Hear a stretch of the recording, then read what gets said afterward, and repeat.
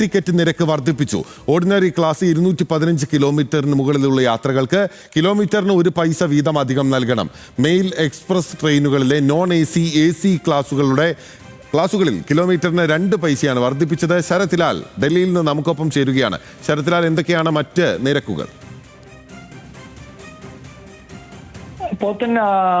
Train നിരക്ക് ഇത് 2ാം തവണയാണ് വർദ്ധിപ്പിക്കുന്നത്.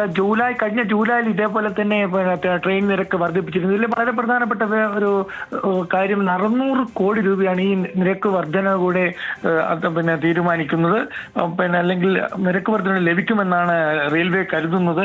ഏതായാലും ഈ നിരക്ക് വർധന ഡിസംബർ 26 മുതൽ പ്രാബല്യത്തിൽ വരുവാണ് ഇപ്പോൾ റെയിൽവേ നൽകുന്ന സൂചന.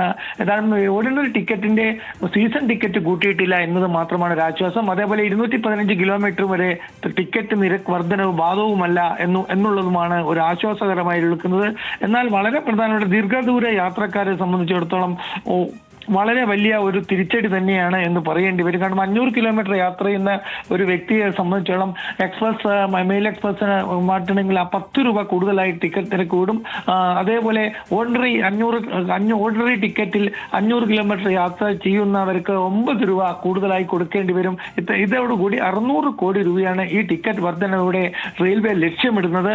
ഏതായാലും ചരക്ക് കൂലിയോ അല്ലെങ്കിൽ മറ്റ് സീസൺ ടിക്കറ്റോ ഒന്നും വർദ്ധിപ്പിച്ചിട്ടില്ല എന്നതും ശ്രദ്ധേയമാണ്. പോത്തൻ